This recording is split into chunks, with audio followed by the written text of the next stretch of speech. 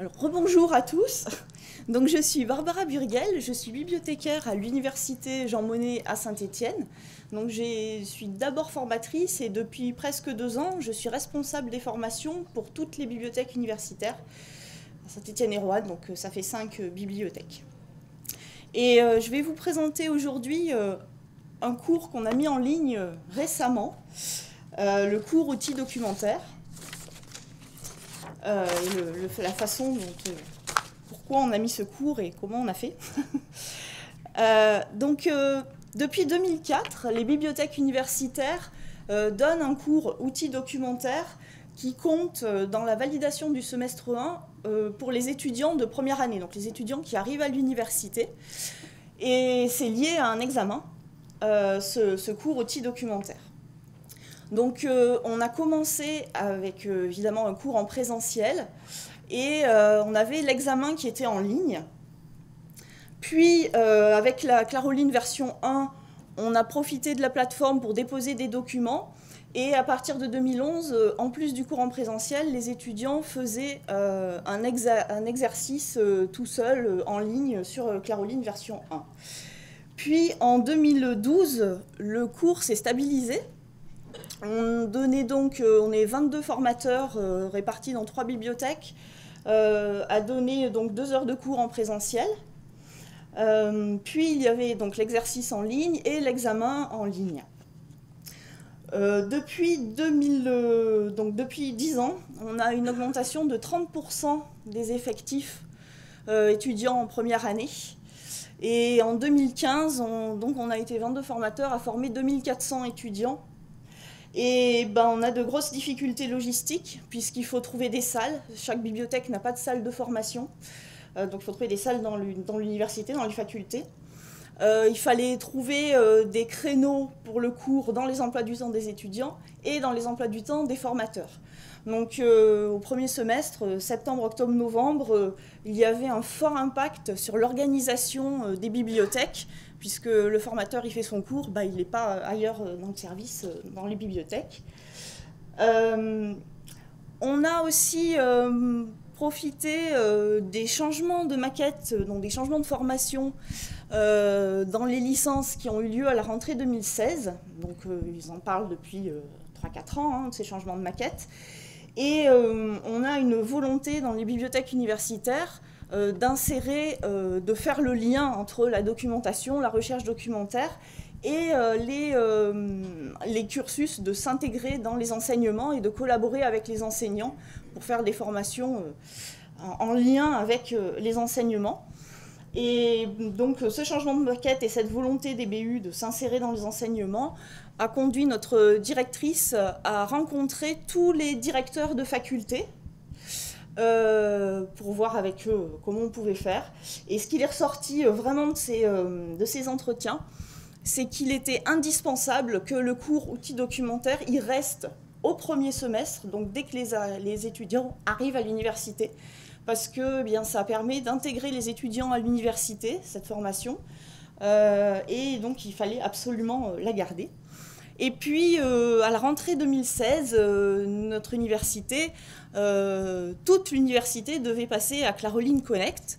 Et on s'est dit que, on a fait le pari que cette nouvelle plateforme, ça permettrait de passer le cours en ligne. On a décidé, à la rentrée 2015, que le cours serait en ligne à la rentrée 2016. Donc, autour de l'équipe pédagogique de la BU, donc ce sont 22 formateurs. Dans ces 22 formateurs, on a extrait un groupe de travail de formatrices expertes qui ne donnaient pas que des cours aux licences première année, mais aussi en master, en doctorat et pour les enseignants-chercheurs.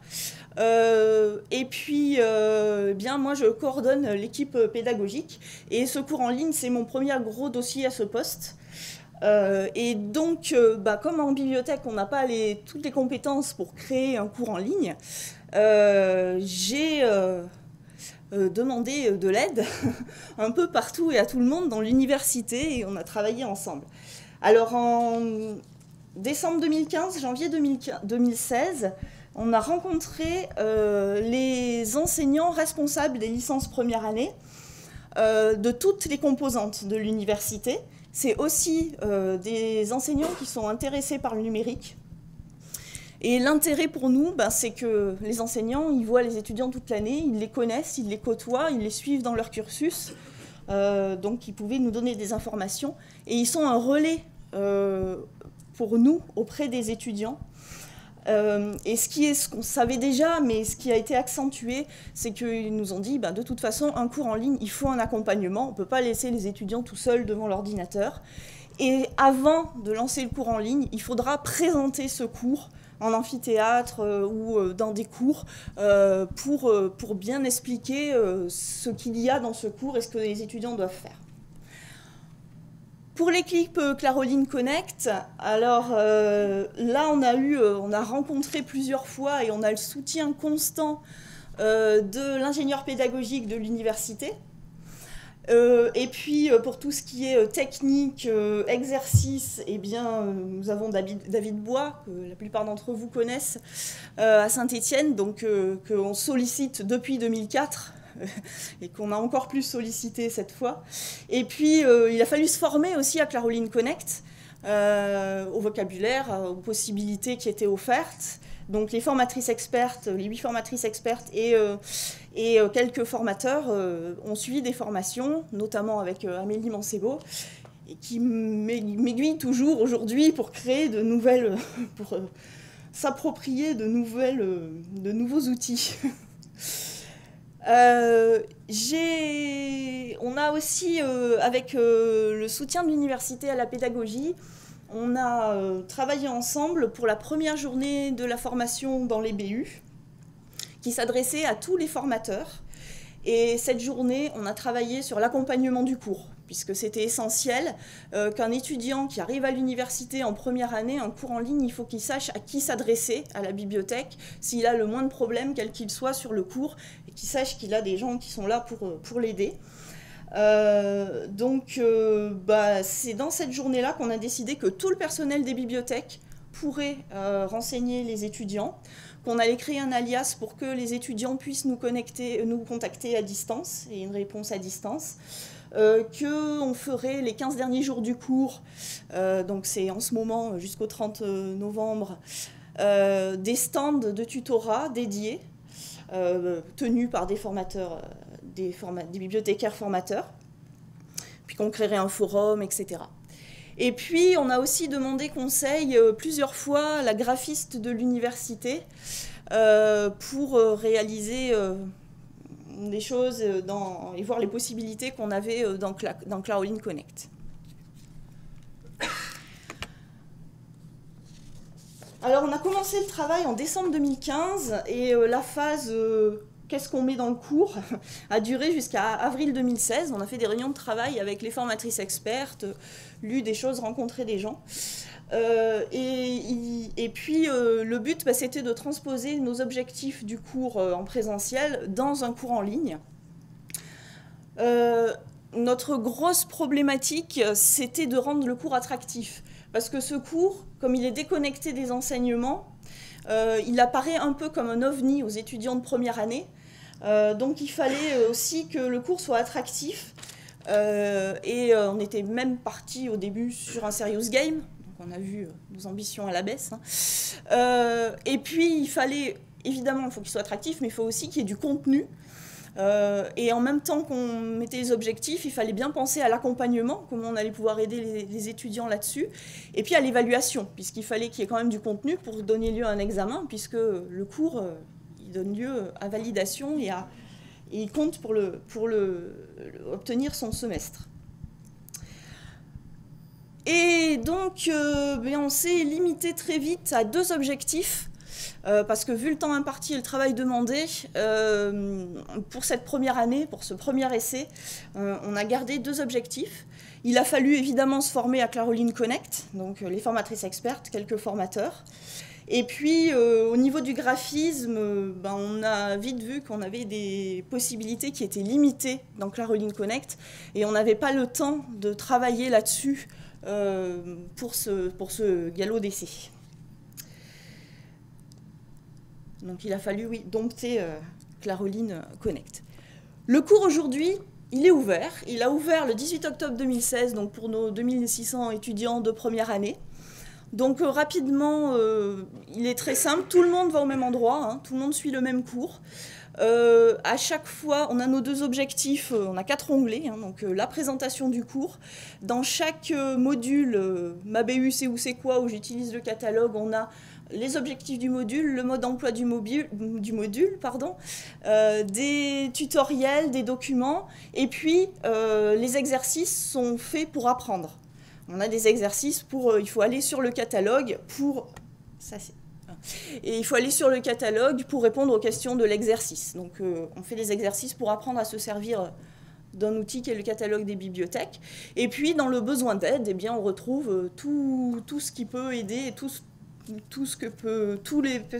les façons dont l'étudiant peut contacter un personnel de bibliothèque pour qu'on lui vienne en aide.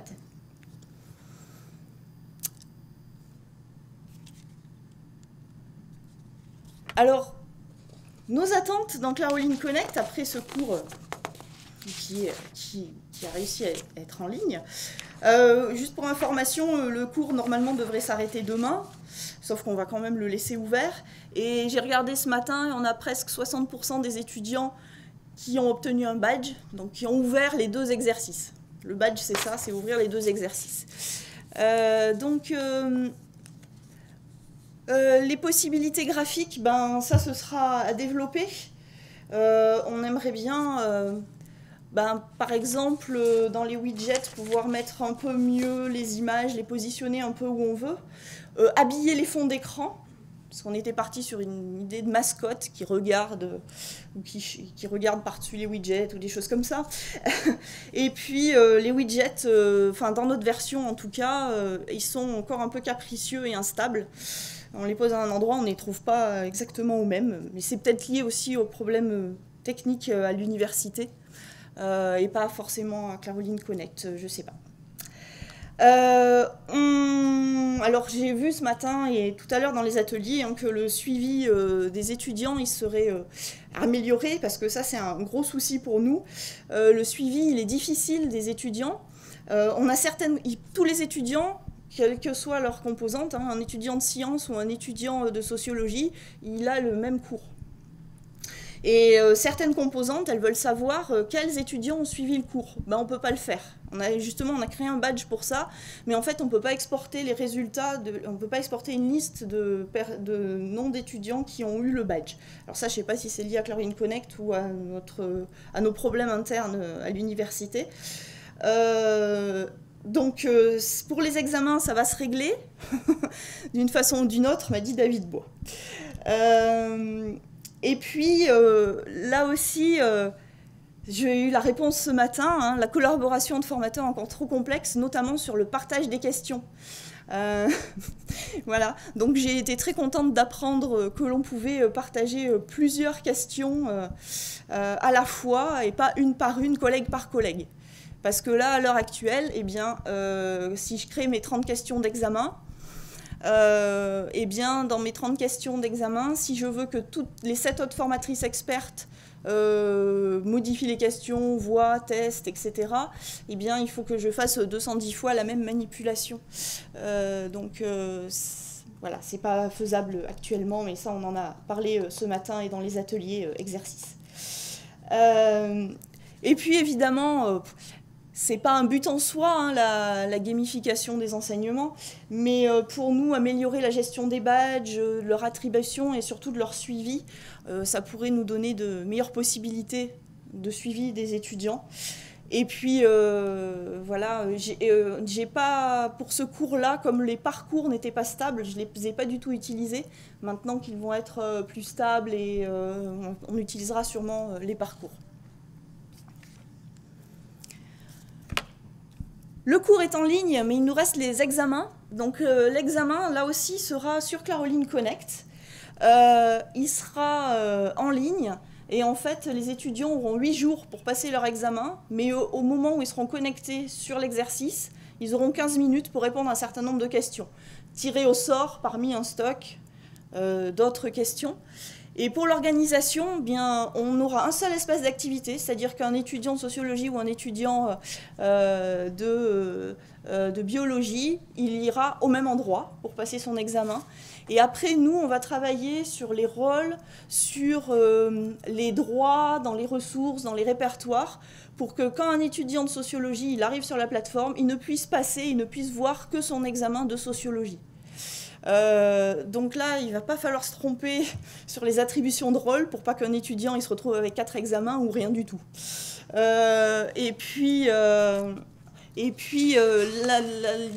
L'idée pour nous, c'est qu'on puisse exporter les notes des étudiants de sociologie et d'envoyer directement aux scolarités pour qu'elles rentrent les notes des étudiants. Et puis, on a un autre souci pour les examens, c'est-à-dire que les tests, en gros, c'est les formatrices expertes qui vont faire l'examen et on ne pourra pas faire de tests par d'autres personnes qui n'ont pas créé les questions, parce que pour une question de confidentialité des examens, on ne peut pas diffuser largement.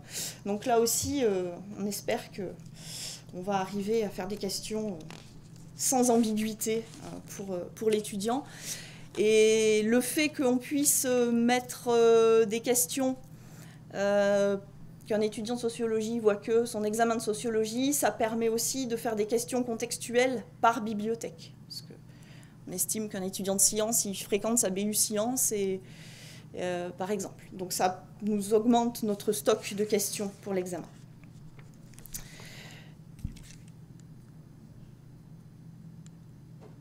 Donc,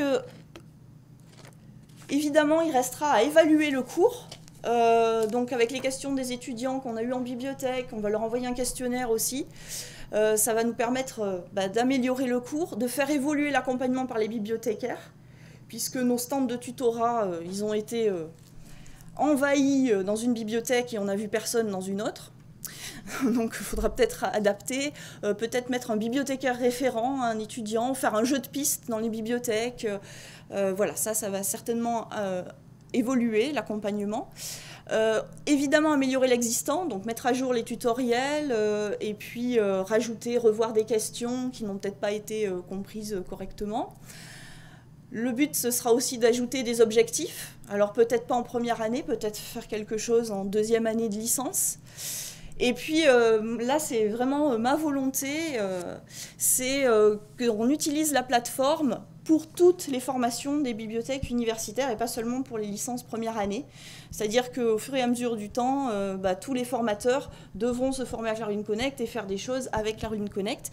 Et c'est aussi un espace, on le disait tout à l'heure, c'est pas qu'un espace de formation, c'est aussi la plateforme Claroline Connect, un partage de ressources pour les formateurs. Donc on a aussi mis ça en place, au moins tout le monde peut voir les documents, les mettre et on peut partager les choses dans un espace d'activité. Oh. Ma conclusion provisoire, puisque tout est en cours encore, malgré toutes les difficultés qu'on a rencontrées pendant cette année, enfin ces 8 mois, le cours il a été mis à temps. Tous les étudiants le font et il fonctionne plutôt bien. Outre des problèmes techniques, on n'a pas vraiment de problèmes autres, enfin du contenu en tout cas. Évidemment, il reste le gros morceau des examens à passer. Et puis, il va falloir évaluer le cours pour amélioration et ajout futur. Et je voudrais juste rajouter une chose, c'est que les étudiants de première année, ils découvrent Claroline Connect, la plateforme, grâce aux bibliothèques universitaires, puisque certains profs ne sont pas encore sur Claroline Connect, etc. Donc on est là aussi, on est le premier cours en général qu'ils voient. Alors à part dans certaines composantes, mais on est le premier cours qu'ils voient sur Claroline Connect. Donc j'ai essayé de rester synthétique. Donc si vous avez des questions, des curiosités, n'hésitez pas. Et merci de m'avoir écouté.